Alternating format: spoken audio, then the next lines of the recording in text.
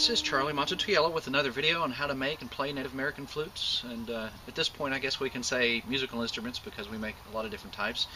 This time we're going to be working on something that I know a lot of you have asked about and how I get mine or what I do to make them, and it's just very simple. I mean, the video might take us 5 minutes to show you the entire thing step to step and probably give you one of my lengthy explanations.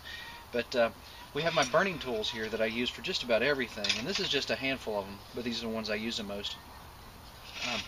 The one we're going to be making today is kind of like this, shaped like an L, and its whole purpose is to make the track inside of the flute, the sound area.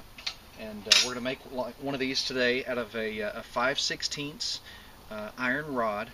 I'm going to be sending it to a friend of mine that kind of desperately needed one. And please don't ask, we're not selling these right now. You know, if you guys want to do something dangerous and crazy like this, number one, please don't do anything dangerous and crazy. Number two, please make sure you wear all the proper safety protection, read any owner's manuals, do what it is that you think, which is the most important thing, is the safest and best thing to do. And if you don't know, please ask someone. But anyway, we're going to be making one of these rods so I can send it off with some flutes for him. You know, it's just basically an iron rod that has been squared up down here on the end and bent at an angle. And you know, I like to use a 5/16 because I can cut a true 1/4 of an inch square out of that. And if I used a 1/4 of an inch rod, I would only be able to cut about a 3/16 square out of it, because once you square the sides off, it's no longer that 1/4 of an inch. But anyway, come take a look at it and see what we're going to do with this thing. Okay, if you'll notice, I've got a really bad looking sanding belt on this. Here's a stack of really bad looking sanding belts that I keep on hand for this exact purpose. I've got really nice sanding belts over here that I keep separate, and they're different grades, so I know which one's which. But I don't use metal on my good sanding belts. I only use metal on my old sanding belts. And likewise, here in the shop, we even graduate the belts. We've got certain belts that we use for wood. Then we've got other belts, after those have worn out a little bit, we'll set them aside and use those specifically for river cane or bamboo, because that tears your sandpaper up really quick too. And then after they're done with river cane and bamboo, I save them for using on metal. So I've got a good stack of metal sand belts back there because we don't sand that much metal. And I've got the least of the river cane because that's the one we use the most. So anyway, what I'm going to do here, like I said, very dangerous. Make sure you wear your goggles and any protection that you deem necessary. The way I'm sanding this is a very dangerous method. I know this personally, and also from friends that have had problems with it. As you're sanding on something like this, especially something made out of metal, on a piece of cloth sandpaper, it tends to want to dig into the sandpaper, and if something were to happen that it dug in, the sandpaper would ride right over the top of it, push this down, flip it up, and probably one of us would be crying. And hopefully it wouldn't be you guys, because that would mean something really bad happened to me. But been doing this way for a while, and I've actually, my other skills are metallurgy, so you know, metallurgy and chemistry are my things I'm good at. But I'm going to be sanding this until it's nice and square, and then I'm going to cut it down a little thinner, and you'll kind of see where we're going to take it from there.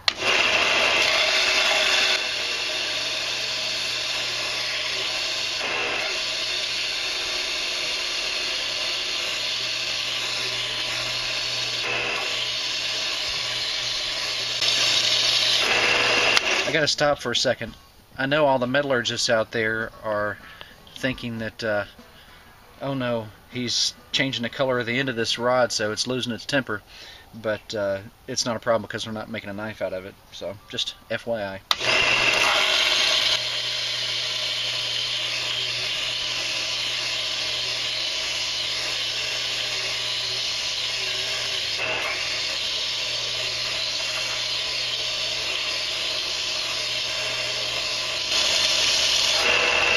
I think I might go ahead and change the sanding belt out too, because this one here is kind of on the weak side.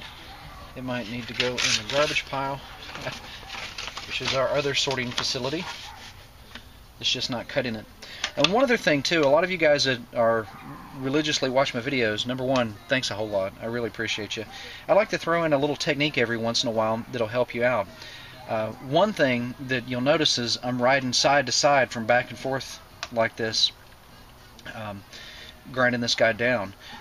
Of course, you can use a side grinder or a grindstone to do this instead of sanding belt, but the guy that I learned metallurgy from, and making knives and so many different kinds of metal objects. Always used a sander, and he had a custom-built sander that he used, which is great. But this technique of going back and forth actually keeps one side of the sandpaper from getting too hot. If you've ever heard the phrase cuts like cold steel, or maybe if you hear people talk about cold steel, it's a lot sharper when it's cold than it is when it's hot due to expansion. So anyway, I go back and forth like this so that I can sand it off a little bit quicker and easier. And one other thing that you want to make mind of is that you've probably seen the sparks coming off of it. I usually keep a bucket of water anytime I'm working with metal anywhere nearby, because let's say sparks fell down and oh my gosh, there's a lot of sawdust on my floor, it could catch fire. Now, as a kid growing up, my dad, as I mentioned before, had a workshop outside, and he used to polish or grind the pieces of the cypress knees. He used to buff all the cypress fiber or whatever off the outside before it gets into the bark. It's like moss and stuff that grows on it. He used to buff that off before he would clean them up and peel them even to make different types of things that he made out of it. And when he did that, you had cypress sawdust and shavings and moss and stuff laying all over the ground, and nobody thought anything of it. But on a nice hot day, no sparks, no fire, no nothing to start it. On a nice hot day, that stuff will catch up by itself. So you gotta really be mindful of what it is that you're working with and how you're working with it, and to be safe. I'm wearing goggles. A very good friend of mine who wore safety glasses at all times, he had prescription safety glasses, woodworker, was working on an object like this, and it caught and flipped down and went right underneath of his glasses and actually didn't stab him in the eye. He was extremely lucky, but it's a lesson I have tried myself to learn from and never forget. And this has been like 20 years ago, so please keep in mind anything can happen at any time. Make sure you're prepared for it. I keep my hand on a certain part of the metal. If you're going to do any of this, make sure that you have the skills to do it. If you don't, there's other ways to do things, so don't think that my way is the only way to complete a task. When we get back to grinding here, we'll probably speed this video up a little bit so that you can see you know, everything and have ample time to not be so bored. But anyway.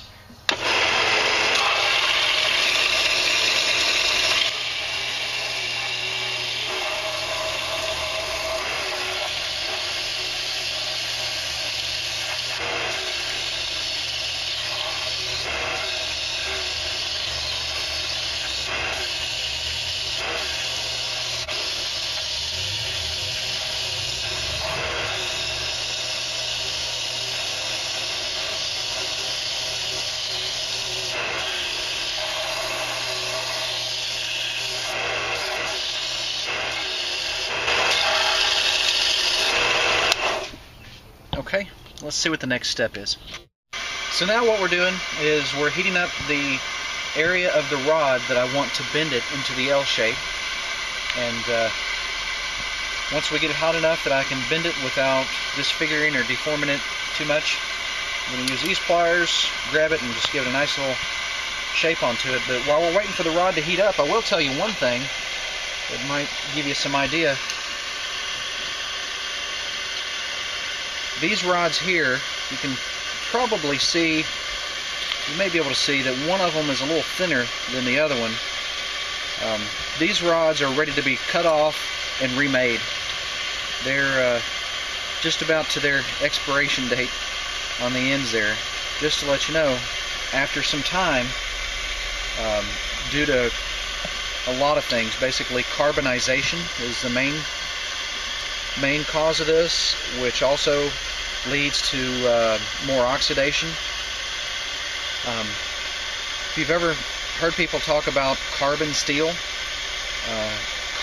is basically iron that has had a certain amount of carbon added to it, and the carbon fuses with the metal and makes it harder.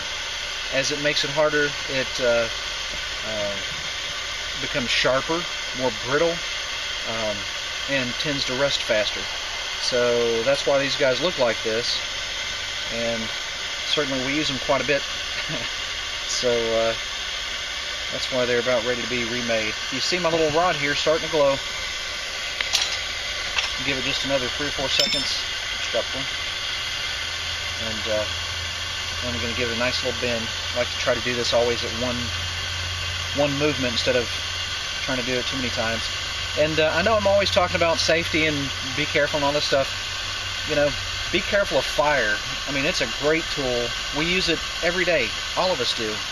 I think even to some degree probably children do. Not even considering the coal that's firing their electricity that they're getting in their house, but there's a number of things that we use fire for. Think about your vehicle that you're driving. So fire is everywhere, and it is a fantastic tool. It can do some great and wondrous things. And you need to make sure that you learn to respect it and be very careful of it. The reason I use fire is because it's very quick and articulate. So here we go. Just like that. Pretty straight. It's got some little bulging here on the edge, so I'm going to sand that off, but it's exactly the shape and size and everything I wanted it to be. I'm just going to do this real quick.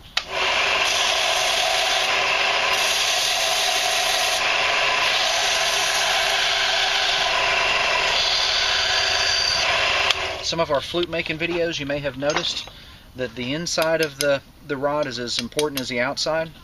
So I'm going to kind of find some place to put this. It's not so hot on my hand. I'm going to give it a nice little, just cleaning this little area on the inside of the angle here. Let's see. Probably could set this up on a vise if I wanted to be really articulate with it, but at this point I don't normally clean them too much, so just a little bit.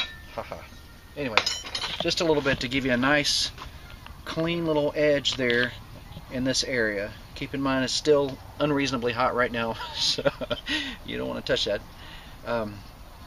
But anyway, there's a completed burning rod, and then this end I've sanded so that if my friend wants to use it to burn out the 5/16 holes, if he's making a flute with larger diameter holes, he can do that.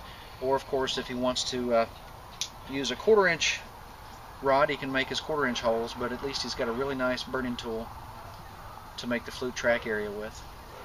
And that's about it. So keep an eye on our videos, any of you that watch them from beginning to end, and keep in mind we've got a great powwow coming up next week. I'll be performing at. Looking forward to that. And of course we've got countless other videos planned.